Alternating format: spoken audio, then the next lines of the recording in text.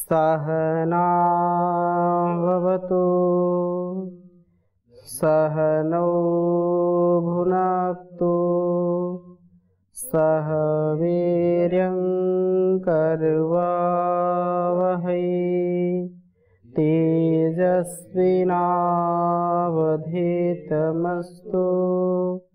मा विद्विषावहै। ओम शांति शांति शांति। उपनिषद सार की इस कक्षा में आप सभी का बहुत बहुत स्वागत है, अभिनंदन है।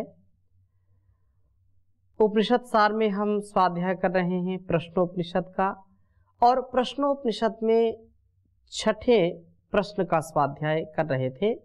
छठा प्रश्न जो अंतिम प्रश्न है इस उपनिषद का, और बहुत ही सुंदर चर्चा चल रही थी कि 16 कलाओं से युक्त पुरुष कहाँ रहते हैं, वो कैसे होते हैं, उनकी क्या कलाएं होती हैं, उसके विषय में ऋषि पूछ रहे हैं।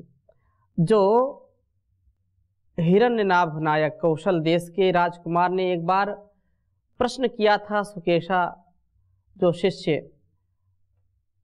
भारद्वाज गोत्र में उत्पन्न होने वाले सुकेशा शिष्य ने पूछा कि हे भगवान, हिरण्यनाभ नामक कौशल देश के राजकुमार ने मेरे से प्रश्न किया था कि 16 कलाओं से युक्त पुरुष को क्या आप जानते हो? तो मैंने कहा मैं नहीं जानता हूँ, और यदि अहम अवेदिशम, यदि मैं जानता होता तो क्यों नहीं आपको कहता, क्योंकि असत्य बोलने वाला व्यक्ति वह सूख जाता है, समूल नष्ट हो जाता है, इसलिए मैं झूठ नहीं बोलूँगा। इसको सुनकर के वह राजकुमार अपने रथ पर चुपचाप बैठ करके वापस चला गया। तम त्वा पृच्छामि, उसी प्रश्न को 16 कलाओं से युक्त पुरुष कौन है, कहाँ रहता है, इसके विषय में मैं आपसे पूछ रहा हूँ। तस्मै स होवाच इहैवान्तः शरीरे सौम्य स पुरुषो यस्मिन्नेताः षोडश कलाः प्रभवन्तीति। तस्मै, उससे वे सुप्रसिद्ध महर्षि पिप्पलाद उत्तर देते हुए बोले कि हे सौम्य, हे प्रिय, यहाँ अंतः शरीरे, इस शरीर के अंदर ही वह पुरुष है, यस्मिन, जिसमें एताह, ये 16, जो 16 कलाएं प्रभवंती, प्रकट होती हैं, इस शरीर के अंदर है, सब के अंदर है वो। और ऋषि मुस्कुरा करके बोले कि यह वास्तव में देह है, यह शिवालय है, देवालय, 16 कला से युक्त पुरुष रहता है इसी में। जो 16 कलाओं को उत्पन्न करता है वह ईश्वर है, और इसमें इनसे काम लेता है वह जीवात्मा है। इसलिए इस प्रश्न में दोनों ही प्रकार की शक्तियां बताई गई हैं, दोनों का इसमें वर्णन है, और इसके साथ साथ वो पुरुषोत्तम, परब्रह्म पुरुषोत्तम का तत्व समझने के लिए संक्षिप्त में सृष्टि क्रम का भी वर्णन करते हैं। स ईक्षान चक्रे कस्मिन् हमुत्क्रांत उत्क्रांतो भविष्यामि कस्मिन् वा प्रतितिष्ठते प्रतिष्ठास्यामिति। उसने विचार किया कि किसने उत्क्रांति निकल जाने पर मैं भी निकला हुआ हो जाऊंगा, तथा कस्मिन् प्रतिष्ठते, किसके स्थित होने पर मैं प्रतिष्ठास्यामि, प्रतिष्ठास्यामि, किसके रहने से मैं स्थित रहूंगा। स इच्छान चक्र, जीवात्मा ने चिंतन किया कि ऐसी कौन सी शक्ति है जो इस शरीर के निकल जाने पर मैं भी इसमें नहीं रह सकूंगा, और उसके रहते हुए ही रह सकता हूँ। इस सब को जानने के लिए पहले 16 कलाओं को जाना जाए कि यह कौन है। स प्राणम असृजत प्राणान श्रद्धाम खम वायुर्ज्योतिरापः पृथ्वीन्द्रियम मनोअन्नम अन्नाद्वीर्यम तपो मंत्रः कर्मलोका लोकेषु च नाम च। ये कहा कि साप यह विचार करके उसने प्राणम असृजत प्राण की रचना की। प्राणात श्रद्धाम प्राण के बाद श्रद्धा को उत्पन्न किया। खम वायु ज्योति आपा उसके बाद क्रमशः आकाश वायु तेज जल पृथ्वी और ये 5 महाभूतों की रचना की। 5 महाभूत प्रकट हुए। फिर मन इंद्रिय अंतःकरण और इंद्रिय समुदाय की उत्पत्ति हुई। अन्न के बाद वीर्यम वीर्य की रचना हुई। तप मंत्र नाना प्रकार के जो है कर्म लोक और उसके फलस्वरूप भिन्न भिन्न जो निर्माण कार्य किए लोकों का निर्माण किया। लोकेशु उन लोकों में नाम की रचना की। तो कहने का आशय यह है कि उस परम पिता परमेश्वर ने उस दयालु प्रभु ने शरीर को जीवित रखने के लिए सर्वप्रथम प्राणों को रचा, क्योंकि प्राणों के बिना कुछ भी जीवित नहीं रह सकता, जीवन ही नहीं है। तो सबसे पहले क्या रचना की? प्राण की रचना की। तत्पश्चात शरीर में आत्मा को बने रहने के लिए सभी वस्तुओं से युक्त इस शरीर का धारण जीवात्मा के प्रति श्रद्धा को रचा, और जिससे जीवात्मा परमात्मा के प्रति श्रद्धा रखे और जो इसके लिए सब कुछ देता है। जीवात्मा के प्रति मन आदि सभी इंद्रियां श्रद्धावान रहे, जिससे वह बहुत काल तक इन साधनों से उपयोग लेता हुआ जीवित रह सके। जीवित रहने से पूर्व रहने का स्थान चाहिए, वह शरीर में आकाश है जिसमें आत्मा सभी परिवार के साथ रह सके।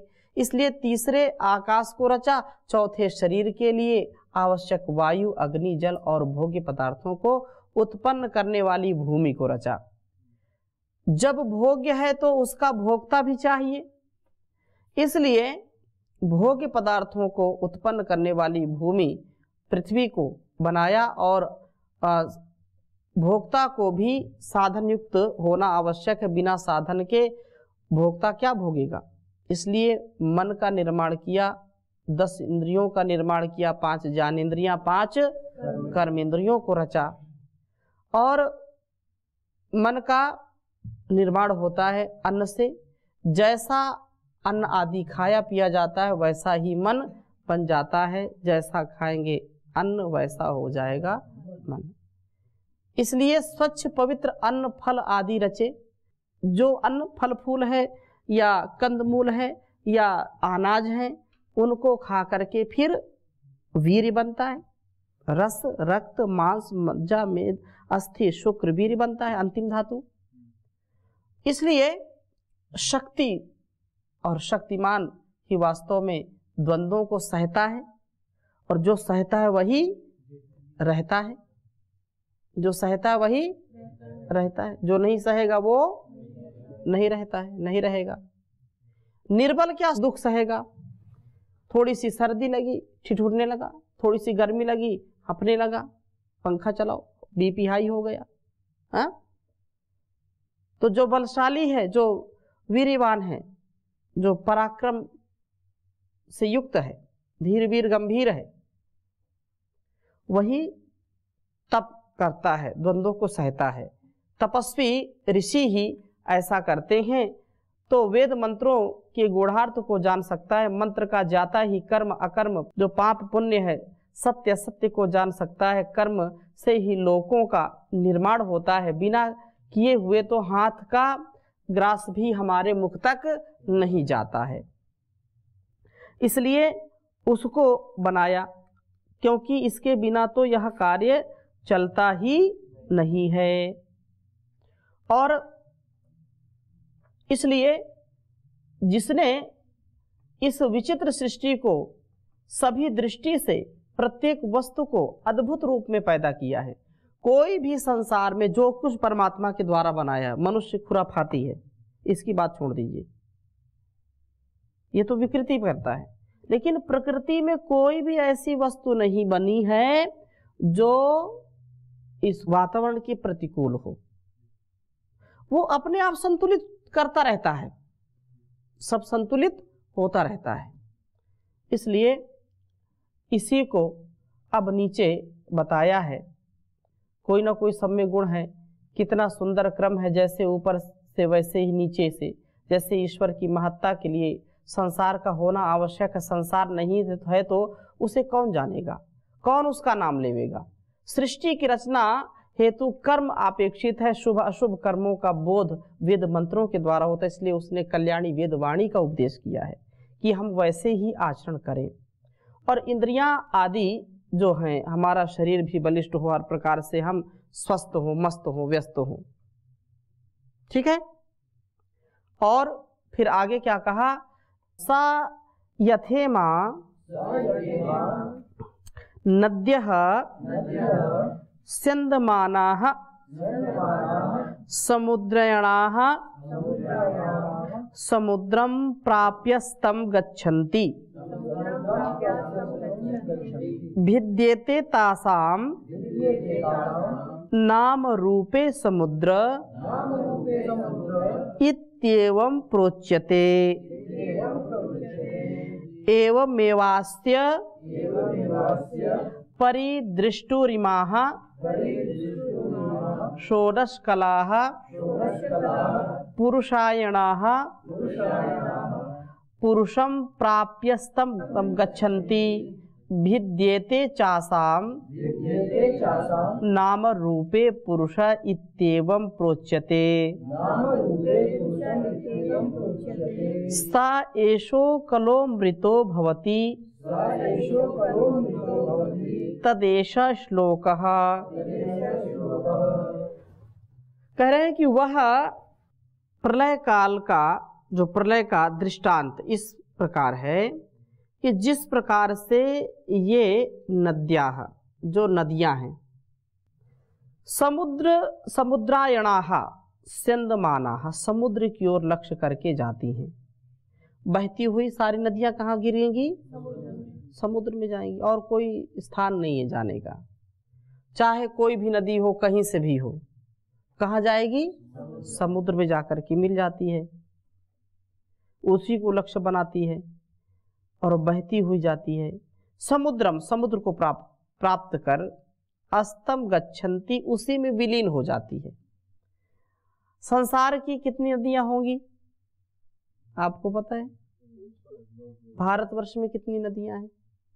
मूल नदी 27-28 है। तो वो सब जो है गंगा, यमुना, गोदावरी, ब्रह्मा और सतलुज, घाघरा, ताप्ती, गंडकी, कोसी, तो ये सब जो भी नदियां हैं, ये सब जाती हैं जहां तक समुद्र नहीं मिलता, वहां तक इनका नाम रहता है। और जब समुद्र में जाती हैं तो कोई समुद्र में ढूंढता नहीं कि गंगा कहाँ है, यमुना कहाँ है कोई? जहां वो गिर जाती हैं नदी समुद्र में, वहीं तक उनका नाम होता है, उसके बाद वो विलीन हो जाती हैं। ठीक है ना? इस प्रकार से कहा कि वो अपना नाम रूप विहाय छोड़ देती है, अपना रूप भी छोड़ देती है, अपना नाम भी छोड़ देती है। इस प्रकार जो नाम रूप छोड़ करके अस्तम गच्छन्ति, उसी में विलीन हो जाती है। तासाम नाम रूपे, और उनके नाम और रूप भी देते नष्ट हो जाते हैं। समुद्रः इति एवं फिर उनको समुद्र इस नाम से जाना जाता है, पुकारा जाता है, प्रोच्यते। एवं एव इसी प्रकार अस्य परिदृष्टुः सब ओर से पूर्णतया देखने वाले इन परमेश्वर की इमाह, ये जो ऊपर चीजें बताई हैं सारी 16 कलाएं बताई हैं ना, तो इस प्रकार से पृथक पृथक 16 कलाएं जो हैं पुरुषायणाः, जिनका परमाधार और परम गति पुरुष है, पुरुषम प्राप्य प्रलय काल में परम पुरुष परमात्मा को पाकर के अस्तम गच्छन्ति, उन्हीं में विलीन हो जाती है। और आसाम इन सबके नाम रूप में पृथक पृथक नाम और रूप भिद्यते नष्ट हो जाते हैं। पुरुषा इस प्रकार से पुरुष यह एक नाम से ही प्रोच्यते पुकारा जाता है। वही एषः अकलह कला रहित और अमृतः अमर परमात्मा भवति, उसके विषय में ऐसा यह बात कही है और जिसको आगे भी कहेंगे। तो इस प्रकार से जो जिज्ञासु है, हे सत्य के जिज्ञासु, जिस प्रकार से ये नदियां बहती हुई समुद्र में जाकर के अपने नाम रूप को समाप्त कर देती हैं, इसी प्रकार से अस्य दृष्टुः इस सर्वद्रष्टा परमात्मा की ये 16 कलाएं हैं, वही इनको उत्पन्न करता है और उसी में जाकर के विलीन हो जाती है। नदियों का पानी कहाँ से आता है? ग्लेशियर से आता है। ग्लेशियर कहाँ से आता है? वर्षा का जल आता है। वो धीरे धीरे जमता चला जाता है कि नहीं? वो कई कई जो है हजारों वर्षों से। लेकिन ये तो सत्य है कि समुद्र का जल ही ऊपर जाता है और फिर वर्षा से फिर नीचे आता है। तो वो उसी से, जैसे जीवन उस परमात्मा से मिलता है और उसी में जाकर के विलीन हो जाता है, उसी में मिल जाता है, वही इनको उत्पन्न करता है और उसी में विलीन हो जाती है। अर्थात इनका नाम रूप प्रलय काल में शेष नहीं रहता है। सृष्टि उत्पत्ति में ये कलाएं जीवात्मा से संबंधित होती हैं। ईश्वर तो कलाओं से रहित है, अमृत है, अविनाशी है। और इसी को स्पष्ट करते हुए कहा, आरा इव रथ नाभौ कला यस्मिन् प्रतिष्ठिताः तं वेद्यं पुरुषं वेद यथा मां वो मृत्यु परिव्यथा इति। कहा कि हे प्रिय शिष्य, यथा जिस प्रकार से रथ नाभौ, रथ की नाभि में अरे संयुक्त रहते हैं, अरे लगे होते हैं ना बीच में, उनके बिना पहिया घूम नहीं सकते। इसी प्रकार जिसमें ये समस्त कलाएं प्रतिष्ठित हैं, जो इनका उत्पादक है और आश्रयी है, उस वेद्यम ब्रह्म जानने के योग्य पर ब्रह्म को अवश्य जानो। मां वह मृत्यु, जिससे मृत्यु रूपी दुख से दूर हो सके, वह हमें पीड़ित ना कर पाए, अर्थात जन्म मरण के दुख से छूट जाए। जन्म मरण जो है उस दुख से, क्योंकि यदि हमारा अहंकार, हमारी अविद्या, हमारा यदि स्वभाव इस संसार में ही लगा रहेगा तो पुनरपि जननम पुनरपि मरणम पुनरपि जननी जठरे शयनम, ये संसारे खलु दुस्तारे कृपया पारे पाहि मुरारे भज गोविंदम गोविंदम भज मूढ़मते। ये ऐसा संसार चलता रहेगा। इससे बचने का उपाय क्या है? तो हम उस परमात्मा में अपने आप को, अपनी जो कामनाएं हैं अविवेकपूर्ण, उनको दूर करके उसको मृत्यु रूपी इस दुख से, संसार से हम बच सकें, इसका प्रयत्न करना चाहिए। इसलिए आगे कहा है, तान होवाचै तावद देवामहम एतत् परम,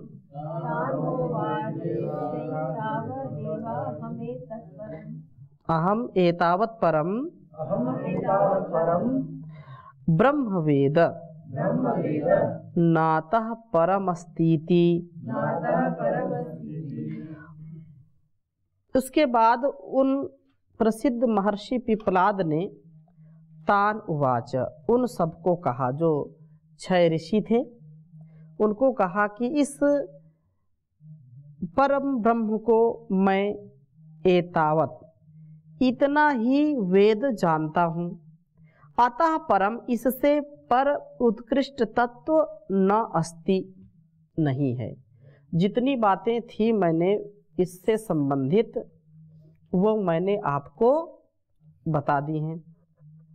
और इतना उपदेश करने के बाद महर्षि पिप्पलाद ने परम भाग्यवान सुकेशा आदि 6 ऋषियों को संबोधित करके यही बात कहते हैं कि न अतः परम अस्ति, इससे अधिक मुझको ज्ञान जो था मैंने बता दिया, इससे अधिक मुझको ज्ञान नहीं है।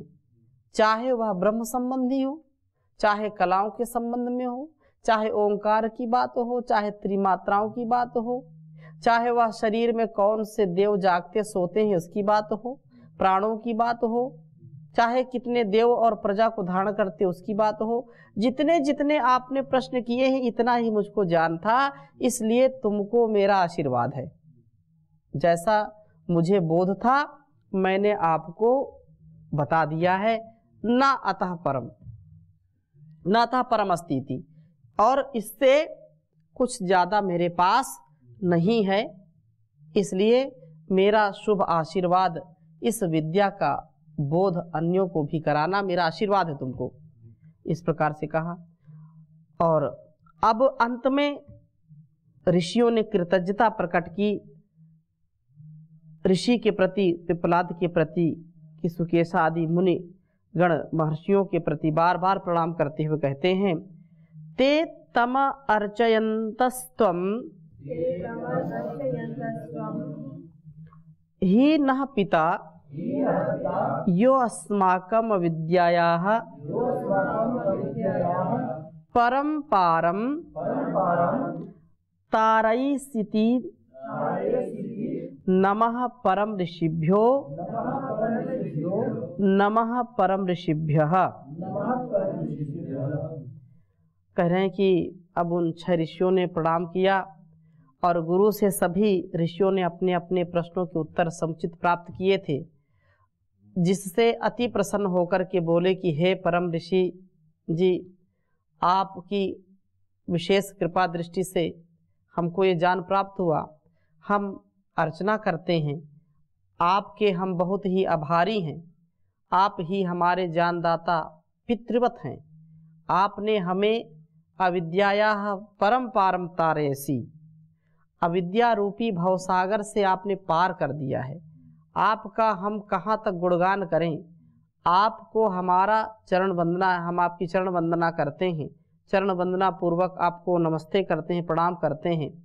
और यहाँ 2 बार परम ऋषिभ्यो परम ऋषिभ्य कहा है, तो यहाँ पर अब इस प्रश्नोपनिषद की समाप्ति है, इसलिए यहाँ पर 2 बार पाठ किया है।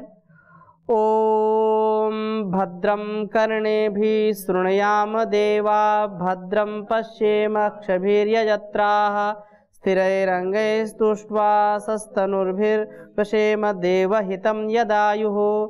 ओम स्वस्ति न इन्द्रो वृद्धस्रवाः, स्वस्ति नः पूषा विश्ववेदाः, स्वस्ति नाचार्यो अरिष्टनेमि, स्वस्ति नो बृहस्पतिर्दधातु। ओम शांति शांति शांति।